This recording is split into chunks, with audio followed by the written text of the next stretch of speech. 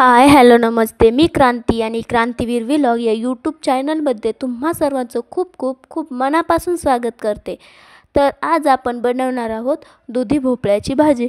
त्यासाठी सर्वात अगोदर दुधी भोपळा धुवून छान त्याची साल काढून कापून घ्यायचं आहे. मग कढईमध्ये तेल ठेवायचं. तेल छान गरम झालं की त्यामध्ये जिरे टाकायचे. जिरे तडतडले की थोडीशी हळद टाकायची. हे छान मिक्स करून घ्यायचं. आणि मग यामध्ये मी मिरची आणि लसूण याचं छान वाटण केलं होतं, ते वाटण टाकून द्यायचं. वाटण छान असं परतून घ्यायचं. आपण 5 मिनिटे तरी वाटण हे परतवून देणार आहोत.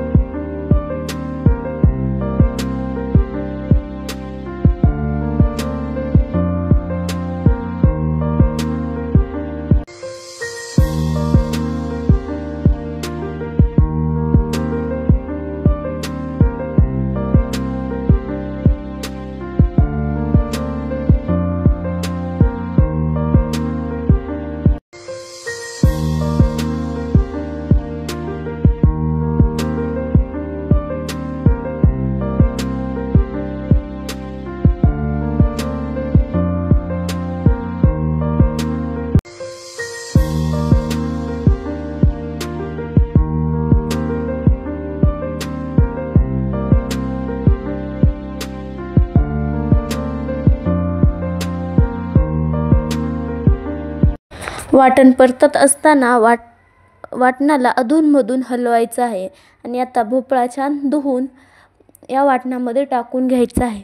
भोपळा छान सगळीकडून हलवायचा आहे आणि या वाटणामध्ये मिक्स करायचा आहे. हा हिरव्या मिरचीचा भोपळा आहे.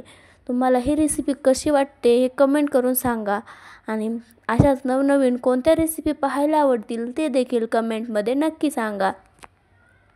तर आता हा भोपळा छान असा मिक्स करून घेते. यामध्ये चवीपुरतं मीठ टाकून पुन्हा एकदा हा भोपळा हलवून घेते.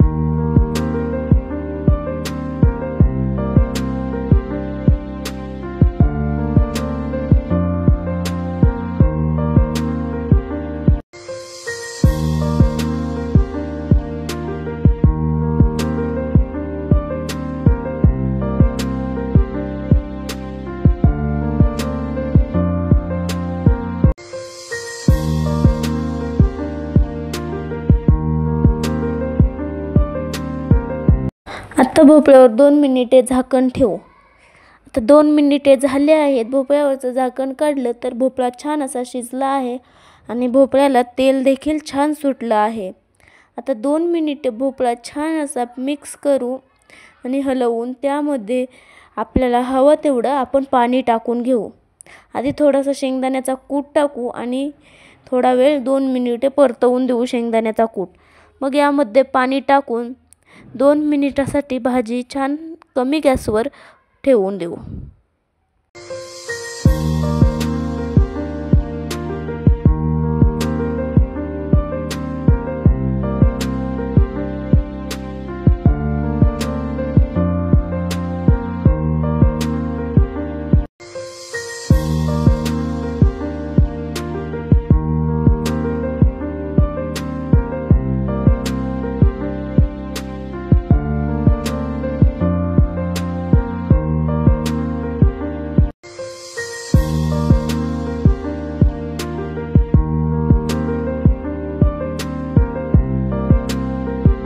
बघा आपल्या दुधी भोपळ्याला काय सुरेख रंग आलेला आहे. आणि कशी वाटते तुम्हाला हिरव्या मिरचीची दुधी भोपळ्याची भाजी?